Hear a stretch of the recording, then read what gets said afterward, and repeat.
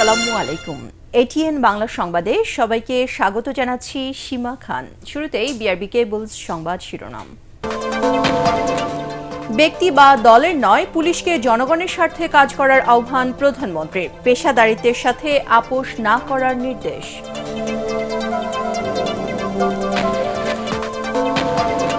ঈদে বাড়ি ফেরা ও কোরবানির পশু পরিবহনে চ্যালেঞ্জ মোকাবেলায় নানামুখী পরিকল্পনা সরকারের। যত্রতত্র যাত্রী ওঠানামা বন্ধে থাকবে বিশেষ নজরদারি, যোগাযোগ মন্ত্রী। মুসলমান নির্যাতন বন্ধে ভারত সরকারকে অনুরোধ জানাবে বাংলাদেশ। সীমান্তে কাঁটাতারের বেড়া দিতে বিএসএফকে জমি দেওয়ার ঘোষণা পশ্চিমবঙ্গের মুখ্যমন্ত্রীর। পর্যবেক্ষণ করছে ঢাকা। রাজধানীতে সাশ্রয়ী মূল্যে টিসিবির পণ্য বিক্রি শুরু। সুবিধা পাবেন ২৮ লাখ মানুষ। সিন্ডিকেট ভেঙে বাজার নিয়ন্ত্রণে কাজ করছে সরকার, বাণিজ্য মন্ত্রী। হাওড়ে ডুবো সড়ক নির্মাণের তাগিদ স্থানীয়দের। সুনামগঞ্জে কর্মকর্তাদের বিরুদ্ধে সময় মতো ব্যবস্থা না নেওয়ার অভিযোগ জনপ্রতিনিধিদের।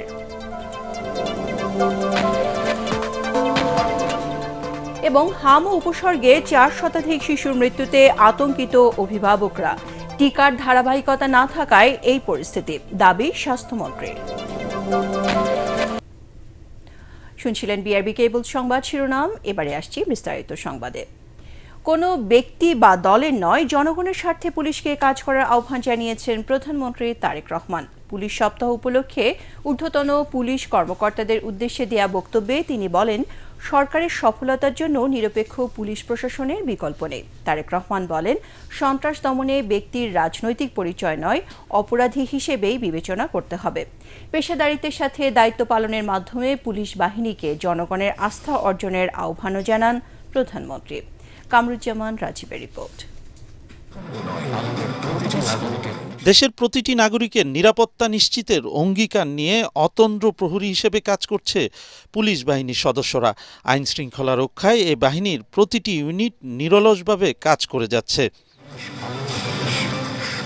পুলিশ সপ্তাহ উপলক্ষে প্রধানমন্ত্রীর কার্যালয়ে আয়োজিত অনুষ্ঠানে কর্মক্ষেত্রে নানামুখী সমস্যা ও সমাধানের উপায় তুলে ধরেন পুলিশের শীর্ষ কর্মকর্তারা। এ সময় স্বরাষ্ট্রমন্ত্রী বলেন, হয়রানিমুক্ত সেবা নিশ্চিত করে পুলিশের ভাবমূর্তি ফিরিয়ে আনতে হবে। শৃঙ্খলা আর দুর্নীতির সাথে কোনো আপোষ নয়। প্রতিটি থানায় আগত সেবা প্রার্থী যেন কোনো প্রকার হয়রানির ছাড়া আইনি সহযোগিতা পায় তা নিশ্চিত করতে হবে। মনে রাখবেন, আপনাদের প্রতিটি আচরণ যেন রাষ্ট্রীয় সেবকের প্রতিফলন হয়।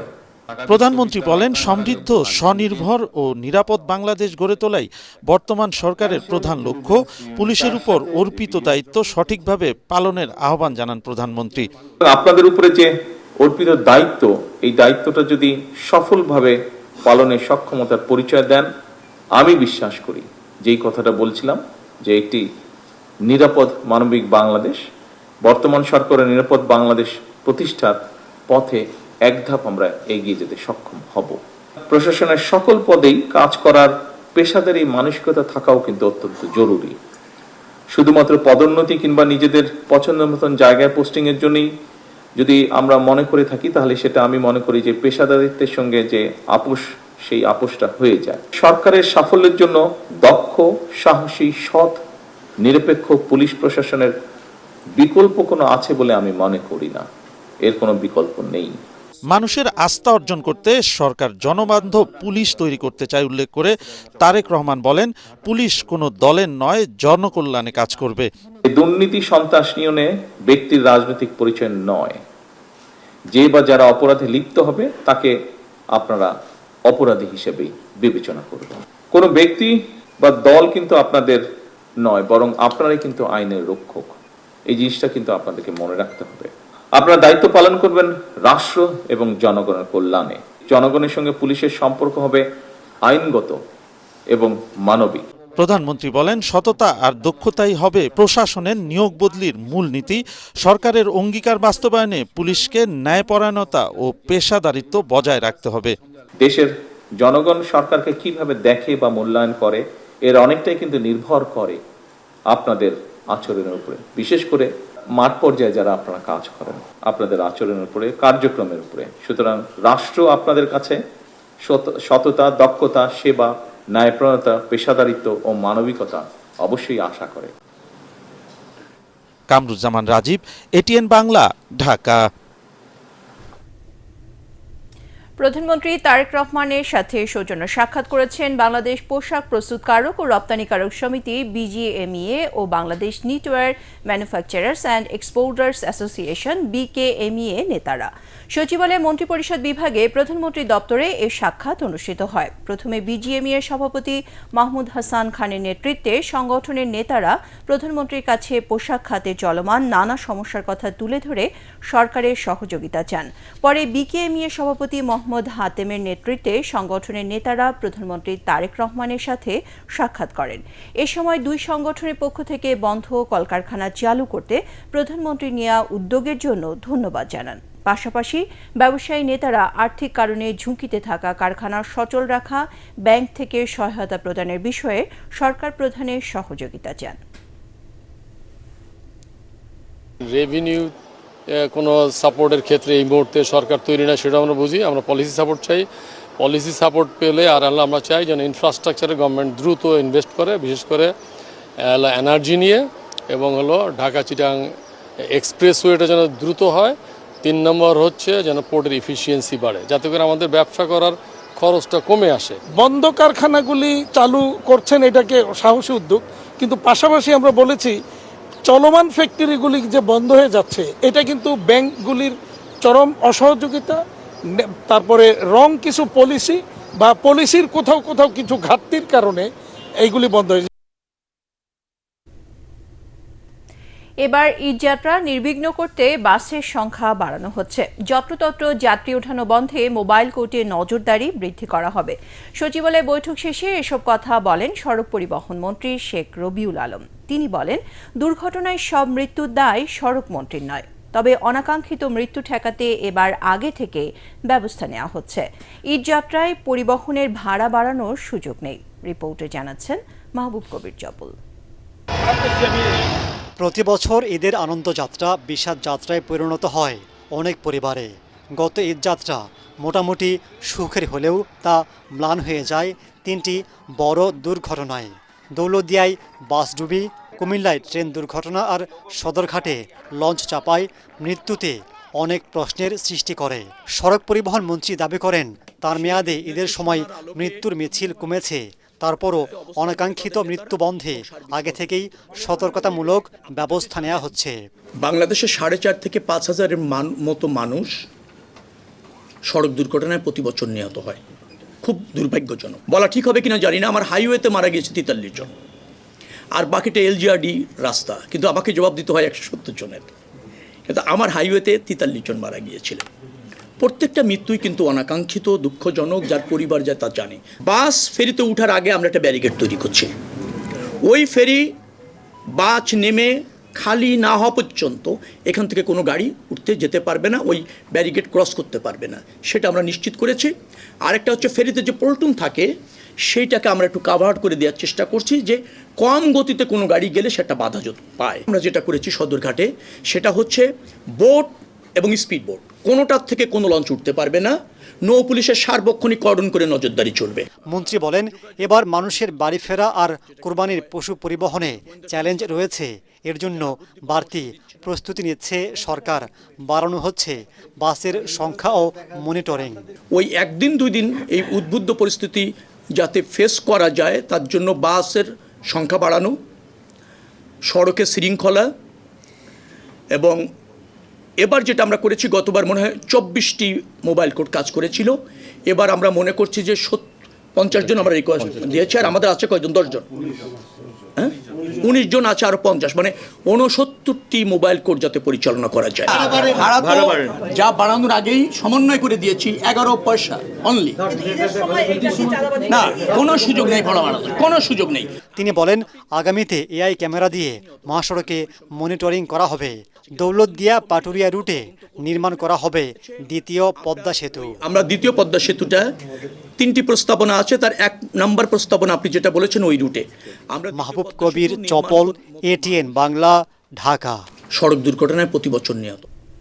পশ্চিমবঙ্গে মুসলমানদের উপর নিপীড়ন বন্ধে ভারত সরকারকে অনুরোধ জানাবে বাংলাদেশ।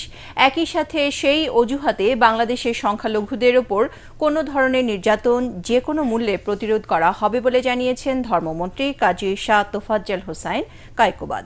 সংখ্যালঘুদের নিরাপত্তা নিশ্চিত করতে না পারলে পদত্যাগের কথাও বলেন তিনি। সচিবালয়ে বিএসআরএফ সংলাপে মন্ত্রী আরও বলেন, জনগণের জন্য প্রধানমন্ত্রীর নানামুখী পদক্ষেপকে বাধাগ্রস্ত করতে গণতন্ত্র হত্যার পায়তারা চলছে। মাহবুব কবির চপলের আরেকটি রিপোর্ট। ভারতের পশ্চিমবঙ্গে বিজেপি ক্ষমতায় আসার পর মুসলমানদের উপর নির্যাতনের খবর সামাজিক যোগাযোগ মাধ্যমে ছড়িয়ে পড়েছে। এমনকি মসজিদে নামাজ আদায় করতে বাধা দেওয়ার ভিডিও প্রকাশ পেয়েছে। বিষয়টি নিয়ে বাংলাদেশের ধর্মমন্ত্রীকে প্রশ্ন করা হলে তিনি বলেন, ভারতে মুসলিম নির্যাতন বন্ধে সেদেশের সরকারকে অনুরোধ জানানো হবে।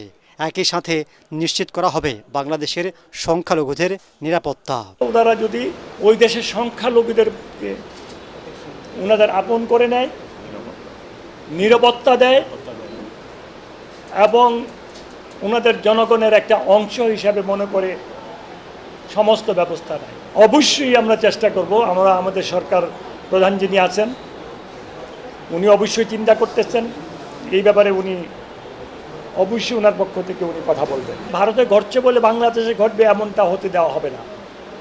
প্রয়োজন বোধে মন্ত্রিত্ব ছেড়ে দেব, কিন্তু এখানে কোনো সংখ্যালঘুদের উপরে কোনো অন্য ধর্ম অবলম্বীদের উপর অত্যাচার, অভিযান, জুলুম, নির্যাতন সহ্য করব না ইনশাআল্লাহ। দেশের রাজনীতি প্রসঙ্গে মন্ত্রী বলেন, বিরোধী দল সরকারের গঠনমূলক সমালোচনা করছে না, বরং বিব্রত করছে। আজকের বিরোধী দল অতীতেও দেখেছি, এখনও দেখেছি, তারা সরকারকে কিভাবে বিব্রতকর অবস্থায় ফেলবে সেই চেষ্টায় অনেকে লিপ্ত। তারেক রহমান সাহেব প্রথমবার এমপি হলেন, প্রথমবার প্রধানমন্ত্রী হলেন, হয়ে উনি এত কাজ করতেছেন, এত ভালো কাজগুলি করতেছেন, এটা অনেকেই সহ্য করতে পারতেছেন। এই জন্য আপনাদেরকে চোখ কান খোলা রাখতে হবে। গণতন্ত্রের ধারাবাহিকতা যেন বজায় থাকে। যারা গণতন্ত্রকে গলা টিপে হত্যা করতে চায় তাদেরকে খুঁজে বের করে আইনের আওতায় আনতে হবে। ধর্মমন্ত্রী আরও জানান, আগামী বছর থেকে হজের খরচ কমানোর চেষ্টা করবে সরকার। আগামী হজে আরও কমবে ইনশাআল্লাহ। মাহবুব কবির চপল, এটিএন বাংলা, ঢাকা। বাংলাদেশের সঙ্গে আন্তর্জাতিক সীমান্তে কাঁটাতারের বেড়া নির্মাণের জন্য ভারতীয় সীমান্তরক্ষী বাহিনী বিএসএফকে ৪৫ দিনের মধ্যে জমি বুঝিয়ে দেবে পশ্চিমবঙ্গের বিজেপি নেতৃত্বাধীন নতুন রাজ্য সরকার। হাওড়ায় রাজ্য সচিবালয়ে নতুন সরকারের মন্ত্রিসভার প্রথম বৈঠকে এ ঘোষণা দেন মুখ্যমন্ত্রী শুভেন্দু অধিকারী। বৈঠক শেষে শুভেন্দু অধিকারী বলেন, ৪৫ দিনের মধ্যে বিএসএফ এর কাছে প্রয়োজনীয় জমি বুঝিয়ে দেওয়া হবে। এর আগে চলতি বছরের জানুয়ারিতে কলকাতা হাইকোর্টে মমতা বন্দ্যোপাধ্যায়ের রাজ্য সরকারকে সীমান্তে কাঁটাতারের বেড়া নির্মাণের জন্য ৯টি জেলায় বিএসএফকে জমি হস্তান্তরের নির্দেশ দিয়েছিলেন। এজন্য ৩১শে মার্চ পর্যন্ত সময়সীমা বেঁধে দিয়েছিলেন আদালত।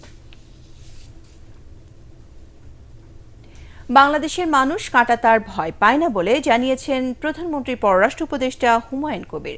পশ্চিমবঙ্গ সরকারের কাঁটাতার দেওয়ার বিষয়টি পর্যবেক্ষণ করছে ঢাকা বলে জানিয়েছেন তিনি। পররাষ্ট্র মন্ত্রণালয়ের ব্রিফিংয়ে তিনি আরও জানান, পররাষ্ট্রমন্ত্রীর চীন সফরে তিস্তা প্রকল্প নিয়ে ভালো অগ্রগতি হয়েছে। চীনের এক্সিম ব্যাংক অর্থায়ন করবে বলেও জানান তিনি। সময় নির্ধারণ না হলে প্রধানমন্ত্রী তারেক রহমানের চীন সফরের বিষয়টি নিশ্চিত করেছেন পররাষ্ট্র উপদেষ্টা। তো দেখি, আমরা একটু সময় দেই যে রেট্রিক আর governance, is it the same thing that the BJP West Bengal government intend to pursue. যদি মানুষ মানে গুলি মারে হত্যা করা হয় বা তারে লাগাইয়ে আপনি ফেলে রাখবেন, যেগুলো আগে দেখছি আমরা হাসিনার সময়, তো ওই নমুনায় তো আর বর্ডার কোনোদিন ইনশাল্লাহ আসবে না। আর ওই নমুনায় যদি কেউ বর্ডার করতেও চায়, এই বাংলাদেশ সেই জঘন্য গুলামি বাংলাদেশ না যে বসে দেখবে। ঈদুল আজহা উপলক্ষে রাজধানীতে টিসিবি 10 দিন ব্যাপী বিশেষ ট্রাক সেল বিক্রি শুরু করেছে টিসিবি। শুক্রবার ছাড়া প্রতিদিন প্রতিটি ট্রাক থেকে 400 জন ক্রেতা পণ্য কিনতে পারবেন। এ কার্যক্রমের উদ্বোধন করে বাণিজ্যমন্ত্রী খন্দকার আব্দুল মুক্তাদির বলেন, নিত্যপণ্যের বাজার সিন্ডিকেট নিয়ন্ত্রণে কাজ করছে সরকার। বিস্তারিত তৌহিদুর রহমান ঈশানের রিপোর্টে। ঈদুল আজহাকে সামনে রেখে রাজধানীর আগারগাঁও এলাকায় টিসিবির বিশেষ ট্রাক সেল কার্যক্রমের উদ্বোধন করেন বাণিজ্যমন্ত্রী খন্দকার আব্দুল মুক্তাদির। এ সময় তিনি জানান, এবারের ঈদে প্রায় ২৮ লাখ সাধারণ মানুষ এই কর্মসূচির মাধ্যমে সরকারের দেয়া ভর্তুকি মূল্যে পণ্য কিনতে পারবেন। গত বছর কুরবানির ঈদের সময় আমাদের যে পরিমাণ আমরা দিয়েছি খাদ্য সামগ্রী সেটি ছিল 10,900 মতো। এইবার আমরা দিতে যাচ্ছি প্রায় 14,000 টনের মতো। তার মানে প্রায় 40% মতো এবার গত কুরবানির ঈদের তুলনায় বর্ধিত হবে। যখন যখন এই জাতীয় প্রয়োজন অনুভূত হবে, এই ট্রাক সেলের মাধ্যমে সেই কার্যক্রম চালু রাখবে। মন্ত্রী আরও বলেন, নিত্যপণ্যের বাজার স্থিতিশীল রাখতে সরকার কার্যকর নজরদারি চালাবে। একই সঙ্গে টিসিবির ডিলারশিপ নিয়োগে স্বচ্ছতা নিশ্চিত করতে কাজ করা হচ্ছে। নিত্য প্রয়োজনীয় জিনিস, আমদানি নির্ভর যে সমস্ত পণ্য যেগুলি ক্যাপিটাল ইন্টেন্সিভ, যেগুলি আনতে অনেক পুঁজি লাগে, সেগুলি একটা সিন্ডিকেটের মাধ্যমে পরিচালিত হয়। যখন এটির দাম উল্লম্ফন হয় তখন মানুষের মধ্যে একটা হতাশা বিরাজ করে যে সরকারের তো নিয়ন্ত্রণ নাই, যাতে এরকম মার্কেটকে ম্যানিপুলেট করতে না পারে, সেজন্য আমরা অত্যন্ত পরিকল্পিতভাবে এগোচ্ছি। টিসিবি জানিয়েছে, সারা দেশে 720টি ট্রাকের মাধ্যমে 21 মে পর্যন্ত ভোজ্য তেল, চিনি ও মসুর ডাল বিক্রি করা হবে। শুক্রবার ছাড়া প্রতিদিন প্রতিটি ট্রাকে 400 জন ক্রেতা পণ্য কিনতে পারবেন। এজন্য কোনো স্মার্ট কার্ডের প্রয়োজন হবে না। এবার ভোজ্য তেল প্রতি লিটার 130 টাকা, চিনি প্রতি কেজি 80 টাকা এবং মসুর ডাল 70 টাকা কেজি বিক্রি করা হচ্ছে। একজন ক্রেতা সর্বোচ্চ 2 লিটার তেল ও 2 কেজি চাল ও চিনি কিনতে পারবেন। তৌহিদুর রহমান নিশান, এটিএন বাংলা, ঢাকা। পতিত আওয়ামী লীগ সরকার অর্থ পাচারের জন্য আমদানি নির্ভর বিদ্যুৎ কাঠামো গড়ে তুলেছিল বলে মন্তব্য করেছেন বিদ্যুৎ, জ্বালানি ও খনিজ সম্পদ মন্ত্রী ইকবাল হাসান মাহমুদ টুকুর। তিনি বলেন, তাদের দুর্নীতির সাক্ষী শুধুমাত্র পিডিবির দেনা 56,000 কোটি টাকা।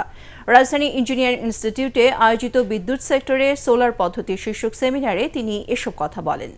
মন্ত্রী বলেন, সোলার পদ্ধতি জনপ্রিয় করতে আগ্রহীদের কৌশলগত সহযোগিতা দেওয়ার পাশাপাশি ভর্তুকি দেওয়ার কথা ভাবছে সরকার। সেমিনারে অন্যান্যের মধ্যে উপস্থিত ছিলেন আইইবির সভাপতি ও রাজুক চেয়ারম্যান রিয়াজুল ইসলাম। ভয় দেখায় কিছু করলে কোনো হবে না, আপনাকে ইনসেনটিভ দিতে হবে, ওই বাড়িওয়ালাকে ইনসেনটিভ দিতে হবে। মিউনিসিপ্যাল কর্পোরেশনকে বলতে হবে যে তুমি যদি সোলার লাগাও তাহলে তোমার হোল্ডিং ট্যাক্স আমি কমাই দেবো, যদি সোলার না লাগাও তাহলে তোমার হোল্ডিং ট্যাক্স 3 গুণ 4 গুণ করে দেবো। দেখবেন যে মানুষ তখন সোলার দিকে আগাবে। হাওড়ে প্রশাসনিক সিদ্ধান্তে দেরি আর তাতেই বেড়েছে কৃষকের ক্ষতির হিসাব। সুনামগঞ্জে অনভিজ্ঞ ও অদক্ষ কর্মকর্তাদের কারণে সময় মতো ব্যবস্থা না নেয়ার অভিযোগ তুলেছেন জনপ্রতিনিধিরা। বিশেষজ্ঞরা বলছেন, দ্রুত পানি নামানোর ব্যবস্থা ও আংশিক ভেজা ধান সরকারিভাবে কিনলে ক্ষতি অনেকটাই কমানো যেত। দীর্ঘমেয়াদী পরিকল্পনার অংশ হিসেবে হাওড়ের মধ্য দিয়ে ডুবো সড়ক নির্মাণের তাগিদ স্থানীয়দের। সুনামগঞ্জ থেকে ইরসানুল গনি স্বজনের ক্যামেরায় মনির হোসেন তপুর রিপোর্ট। মাঠ প্রস্তুত, বীজ বপন, সেচ, সার আর কীটনাশক সব নিয়ম মেনেই চলছিল চাষাবাদ। স্বপ্ন ছিল সোনালী ধান ঘরে তোলার, কিন্তু সেই স্বপ্ন ভেঙে গেছে অকাল বৃষ্টির পানিতে। প্রশাসনিক সিদ্ধান্তহীনতায় অল্প সময়ে তলিয়ে গেছে সুনামগঞ্জের হাওরের বিস্তীর্ণ ফসলি জমি। এখন দিশেহারা কৃষক পরিবারগুলো। বৃষ্টি অনেক খরচ বাড়াইছে, তো নৌকা লাগে, মানুষ লাগে, ডাবল সবটাই লাগে। স্থানীয় জনপ্রতিনিধিদের দাবি, জলাবদ্ধতার শুরুতেই কয়েকটি গুরুত্বপূর্ণ পয়েন্টে বাঁধ কেটে দিলে দ্রুত পানি নেমে যেত। দুর্যোগের মুহূর্তে প্রশাসনের অপেক্ষা না করে সাধারণ মানুষদের সঙ্গে নিয়ে সদর আসনের সংসদ সদস্য নুরুল ইসলাম নুরুল একটি বেড়ি বাঁধের মুখ কেটে দেন। এতে কিছুটা সুফল পেয়েছিলেন হাওরের কৃষকরা। পানি উন্নয়ন বোর্ডের একটা বিরাট গাফিলতি রয়েছে, জেলা প্রশাসনের একটা বিরাট গাফিলতি রয়েছে। এখানে চরম দুর্নীতি হয়েছে, অপরিকল্পিত বাঁধ এবং অপ্রয়োজনীয় বাঁধ তৈরি করে একটা টাকা আত্মসাতের একটা মহোৎসব চলছে।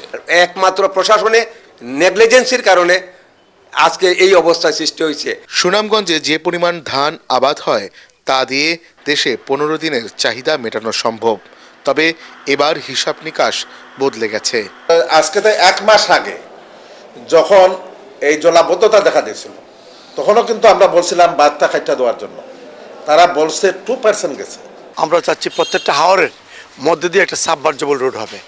সাবমার্জেবল রোড হয় তখন মানুষজন কৃষি যখন করবে তখন রোপণ করতেও সহজ হবে, কেটে আনতেও সহজ হবে।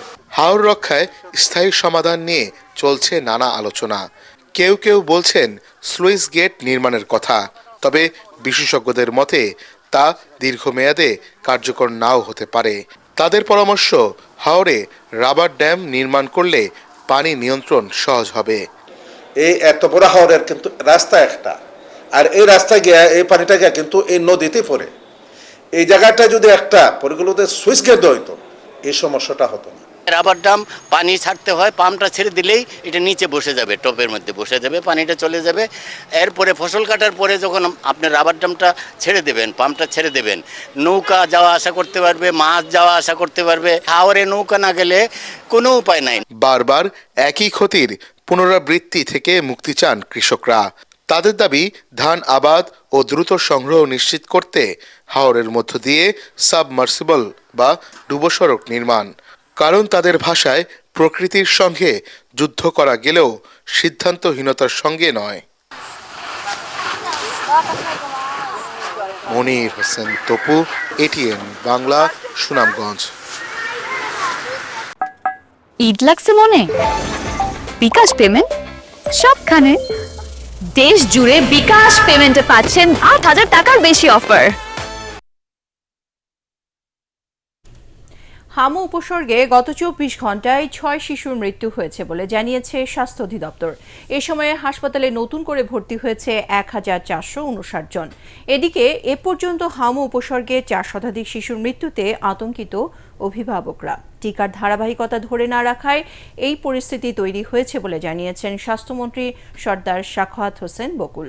বিশেষজ্ঞরা বলছেন, টিকা দেওয়ার পর শরীরে অ্যান্টিবডি তৈরি হতে ১.৫ থেকে ২ মাস সময় লাগে। এ কারণে তাৎক্ষণিক ফল পাওয়া যাচ্ছে না। মিজান শাহজাহানের রিপোর্ট। রাজধানীর শিশু হাসপাতাল সহ অন্যান্য সরকারি বেসরকারি হাসপাতালে প্রতিদিন হামের উপসর্গ নিয়ে রোগী ভর্তি হচ্ছে। প্রতিনিয়ত আক্রান্ত ও মৃত্যুর রেকর্ড ভাঙছে। গত সরকারের আমলে হামের টিকা নিয়ে অবহেলার কারণে এমনটি হয়েছে বলে দাবি সংশ্লিষ্টদের। পরিস্থিতি নিয়ন্ত্রণে জরুরি টিকার ব্যবস্থা করেছে সরকার। বরিশাল জেনারেল হাসপাতাল পরিদর্শনকালে স্বাস্থ্যমন্ত্রী সর্দার সাখাওয়াত হোসেন বকুল জানান, বর্তমান পরিস্থিতি দায় এড়াতে পারে না গত দুটি সরকার। বিগত সরকারগুলি টিকা কালেক্টও করে নাই, সেই ক্যাম্পেনিংটা করে নাই। না করার কারণে 0 এজ থেকে 5 বছর পর্যন্ত একটা বিরাট সংখ্যার বাচ্চা আনভ্যাকসিনেটেড রয়েছে। ওই বাচ্চাগুলিরই বেশিরভাগ হাম হয়েছে। কাজে আপনি এখন অ্যান্টিবডিটা ক্রিয়েট না হওয়া পর্যন্ত শতভাগ বন্ধ হবে না। তবে আল্লাহর কাছে শুকরিয়া আদায় করেন যে আল্লাহ আমাদেরকে রহমত করেছে, টিকাটা দিতে পারলাম না। যে কি ভয়াবহ অবস্থা, তো চোখের পানি আমাদের পড়া থামতো না। টিকা দেওয়ার পরও ২৪ ঘন্টায় মৃত্যুর সংখ্যাটি ২ অঙ্কে উন্নীত হওয়ার কারণ কি? অধ্যাপক ডাক্তার শহীদুল্লাহ শিকদার জানান, শিশুর শরীরে অ্যান্টিবডি তৈরি হতে সময় লাগে অন্তত ২ মাস। তাছাড়া ৬ মাস পর দ্বিতীয় ডোজ দেওয়ার আগ পর্যন্ত শিশুদের নিরাপদ মনে করার সুযোগ নেই।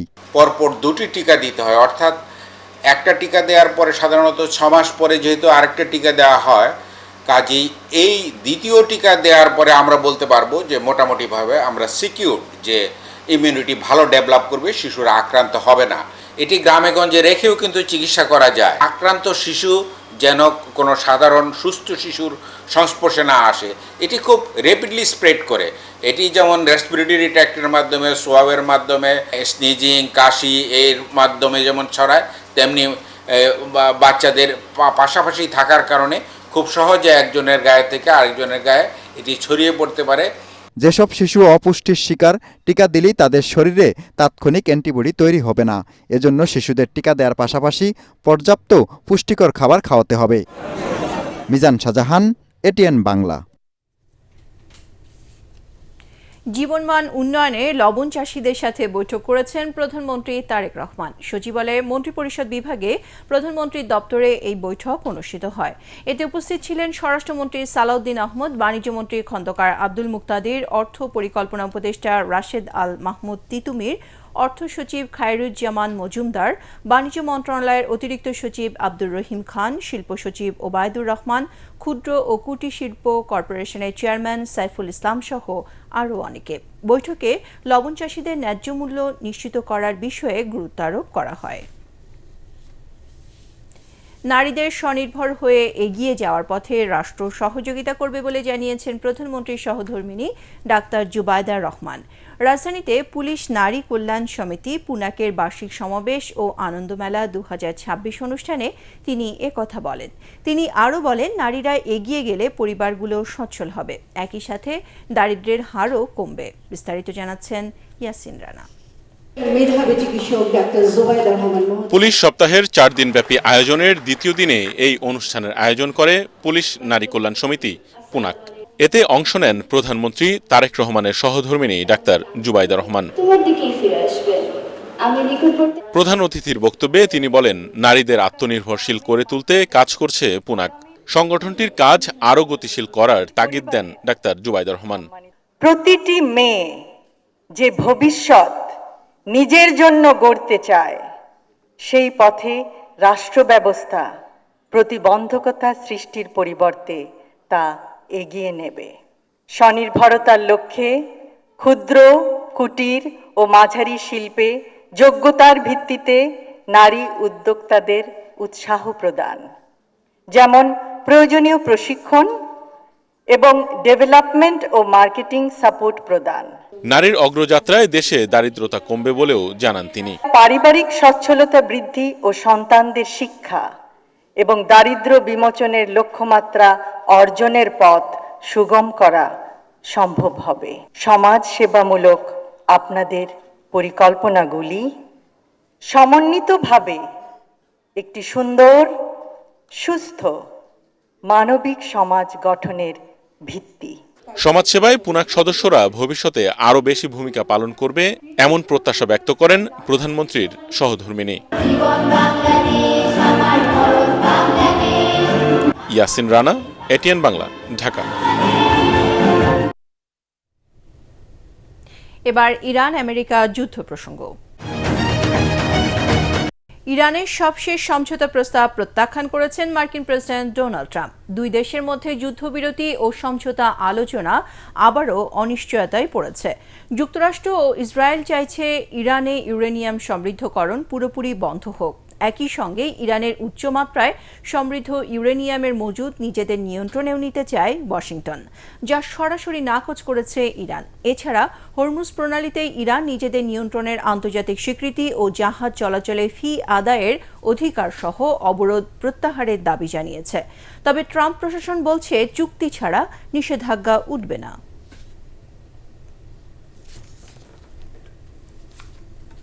গণমাধ্যমের অংশীজনদের মতামতের ভিত্তিতে স্বাধীন গণমাধ্যম কমিশন গঠন করা হবে বলে জানিয়েছেন তথ্য ও সম্প্রচার মন্ত্রী জহির উদ্দিন স্বপন। সন্ধ্যায় রাজধানীর তোপখানা রোডে এশিয়া পোস্টের উদ্বোধনী অনুষ্ঠানে তিনি একথা বলেন। এ সময় ভুয়া, অপতথ্য ও এআই প্রযুক্তি ব্যবহারে সবাইকে সতর্ক থাকার আহ্বান জানান তথ্যমন্ত্রী। তিনি বলেন, সারা বিশ্বে এখন রূপান্তরের কাল চলছে, পুরো পৃথিবী এখন নতুন যুগে প্রবেশ করেছে। দেশে অপতথ্য ও ভুয়া তথ্য ছড়িয়ে পড়ছে। এই ভুয়া তথ্য এড়িয়ে কাজ করাই এখন বড় চ্যালেঞ্জ।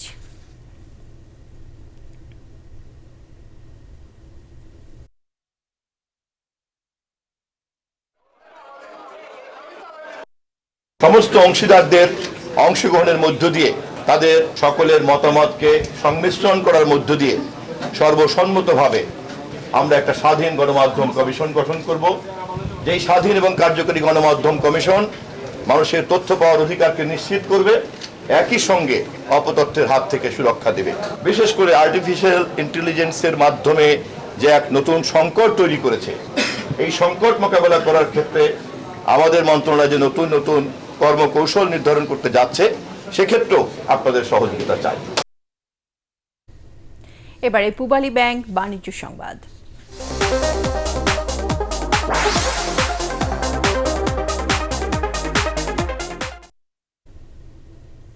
জ্বালানি সংকট সমাধান না হলে দেশে কাঙ্ক্ষিত বিনিয়োগ আসবে না বলে জানিয়েছেন বিনিয়োগ উন্নয়ন কর্তৃপক্ষের চেয়ারম্যান আশিক চৌধুরী। সরকারের বিভিন্ন সংস্থার সমন্বয়হীনতা বিনিয়োগের পরিবেশকে বাধাগ্রস্ত করেছে বলেও দাবি করেন তিনি।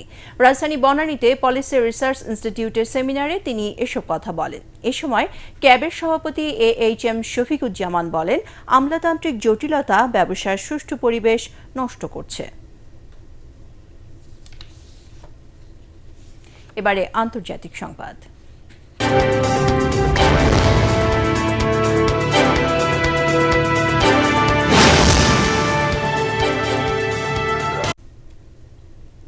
থাইল্যান্ডের সাবেক প্রধানমন্ত্রী থাকসিন সিনাওয়াত্রাকে 4 মাসের জন্য প্যারোলে মুক্তি দিয়েছে দেশটির সরকার। স্থানীয় সময় সোমবার সকালে তিনি ব্যাংককের ক্লোং প্রেম কেন্দ্রীয় কারাগার থেকে বেরিয়ে আসেন। থাকসিনকে স্বাগত জানান কারা ফটকে হাজির হন তার পরিবারের সদস্য ও সমর্থকেরা। সেখানে থাকসিনের মেয়ে ও থাইল্যান্ডের সাবেক প্রধানমন্ত্রী ইংলাক সিনাওয়াত্রা উপস্থিত ছিলেন। থাকসিন নিজের দল ফিউ থাই পার্টি ও রেড শার্ট সমর্থকদের অভিবাদন জানান। থাকসিন কারা ফটক থেকে বেরিয়ে আসার পর জাতীয় সঙ্গীত বাজানো হয়। তিনি থাই জাতীয় পতাকার প্রতি সম্মান জানান। থাকসিনের প্যারোলের মেয়াদ আগামী 9 সেপ্টেম্বর পর্যন্ত। এই সময় তাকে বাধ্যতামূলকভাবে একটি ইলেকট্রনিক মনিটরিং ব্রেসলেট পরে থাকতে হবে। এবারে খেলার খবর।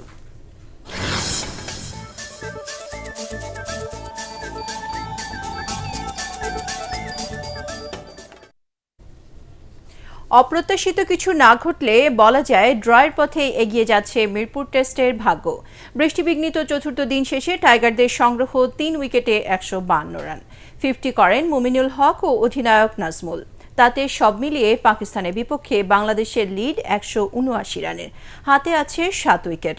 এর আগে বাংলাদেশের 413 রানের জবাবে প্রথম ইনিংসে 386 রান সংগ্রহ করেছিল পাকিস্তান। পরাগ আরমানের রিপোর্ট। আলোক স্বল্পতায় গতকালের মতো আজও খেলা শেষ হলো আগে।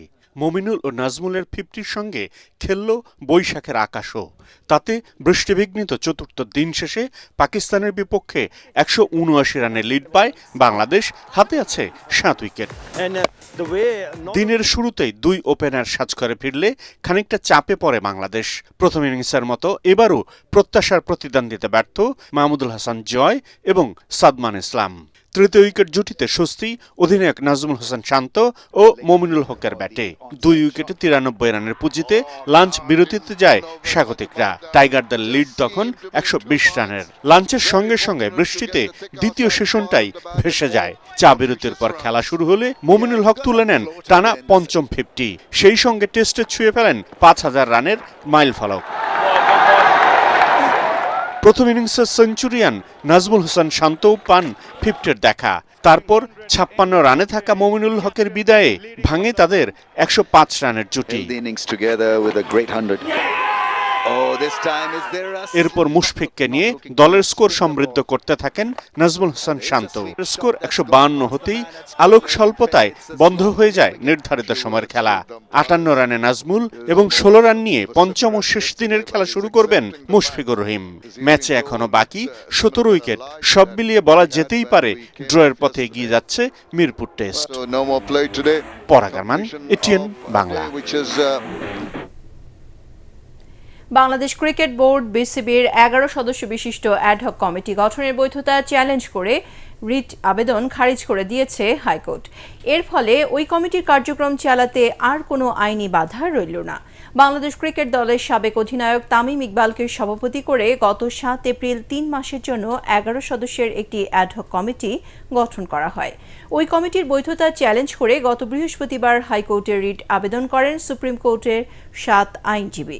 রিটে যুব ও ক্রীড়া মন্ত্রণালয় সচিব সহ সংশ্লিষ্টদের বিবাদী করা হয়। বিশ্বকাপ ফুটবলের জন্য প্রাথমিক দল ঘোষণার জন্য ফিফার বেঁধে দেওয়া সময়সীমার শেষ দিনে আজ 55 জনের দল ঘোষণা করল বিশ্ব চ্যাম্পিয়ন আর্জেন্টিনা।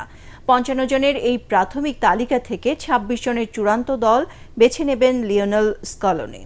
আর্জেন্টিনা দলে সবচেয়ে বড় চমক রিভার প্লেটের তরুণ গোলকিপার সান্তিয়াগো বেলট্রানের অন্তর্ভুক্তি। দলে ফিরেছেন আলেসান্দ্রো গার্নাচো, মাতিয়াস সুলে ও ক্লদিও এচেভেরির মতো ফুটবলাররা। যথারীতি লিওনেল মেসি অধিনায়ক হয়েই আছেন। সংবাদ শেষ করার আগে বিআরবি কেবল শিরোনামগুলো আরও একবার। ব্যক্তি বা দলের নয়, পুলিশকে জনগণের স্বার্থে কাজ করার আহ্বান প্রধানমন্ত্রী। পেশাদারিত্বের সাথে আপোষ না করার নির্দেশ।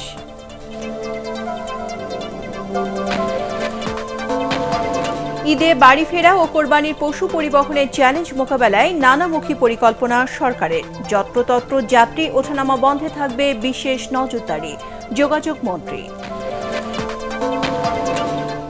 মুসলমান নির্যাতন বন্ধে ভারত সরকারকে অনুরোধ জানাবে বাংলাদেশ। সীমান্তে কাঁটাতারের বেড়া দিতে বিএসএফকে জমি দেওয়ার ঘোষণা পশ্চিমবঙ্গের মুখ্যমন্ত্রীর।